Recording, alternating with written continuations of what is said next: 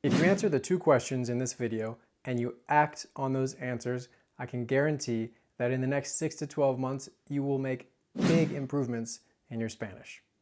In this video, I'll walk you through what those questions are, why they matter, and exactly how to answer them, including some specific recommendations that'll help push you out of your comfort zone so that you can get the consistency and extra push you need to make real progress in your Spanish. The first question is, why do I care? You've probably heard some version of this question before. Determine why learning Spanish matters to you.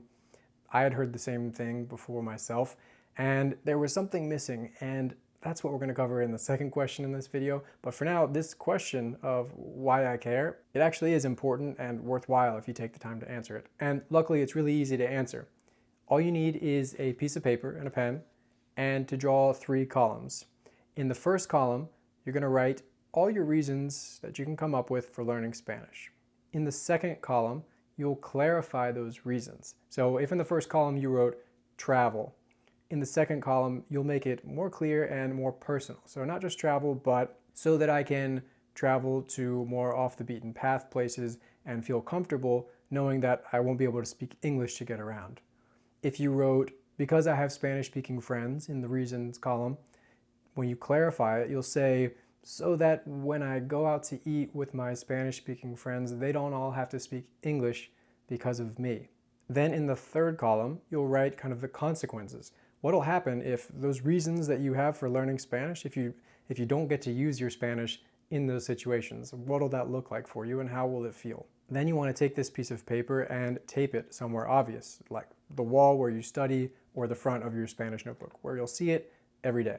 The second question is, and this was always the missing link for me, what can I commit myself to where I know I will have to use my Spanish? In Spanish and the other languages that I've studied both successfully and unsuccessfully, the intrinsic motivation side was never enough for me to stick with it for the long run.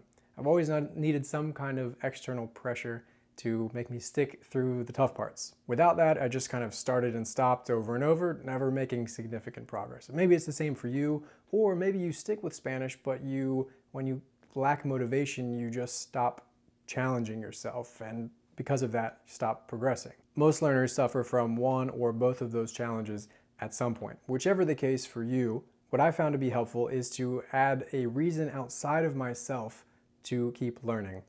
A source of external pressure, even if I have to manufacture it. And you can create this source of external pressure by committing yourself to something in the near future, a few months away, where you know you'll have to use your Spanish. That way, in the meantime, you'll prepare like crazy so you don't fall flat on your face when the big day comes.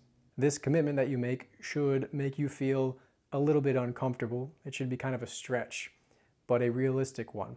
And hopefully it should be a little bit fun too. To give you a few ideas, you could sign up for an exam. It's not exactly fun, but effective nonetheless. One where they test you on your level, A2, B1, B2, and so on, 3 to 6 months from now. Enough time to give you time to prepare. You could sign up for a class. Depending on where you live, this could be online or in person. It should be related to a hobby that you have.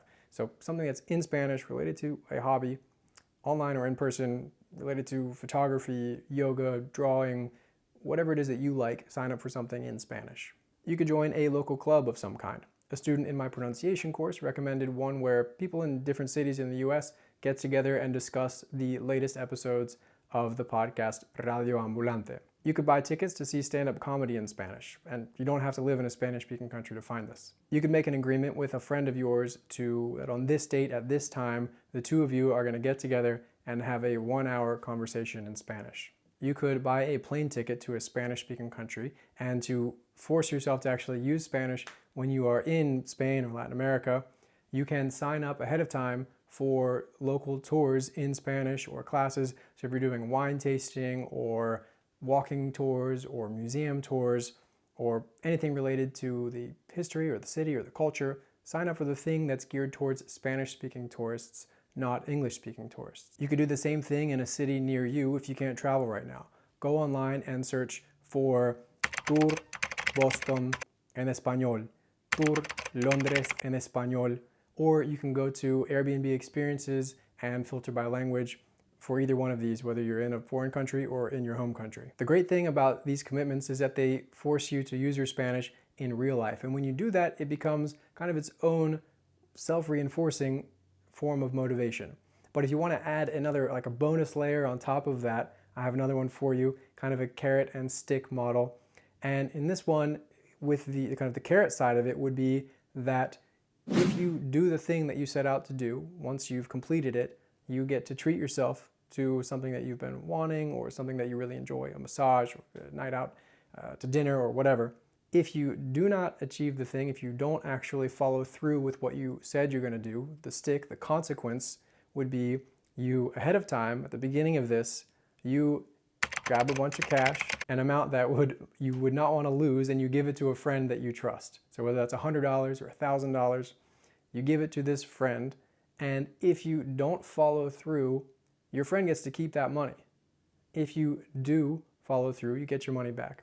I guarantee if you pick an amount that you don't want to lose, you will stick to what you say you're going to do.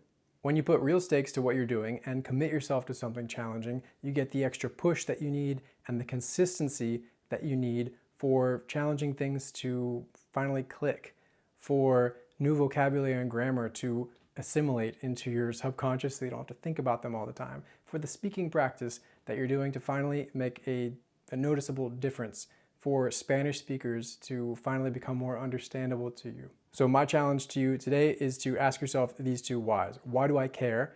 And how can I make myself care? What can I commit myself to make me care on the days that I don't feel like actually doing anything? Making this commitment to yourself and to your Spanish can mean the difference between staying stuck where you are and finally being able to say with confidence, sí hablo español. While you're getting your Spanish unstuck, there's another skill that makes an outsized impact on your ability to communicate. If you want to learn more about that skill and some concrete ways to improve it, check out this video next.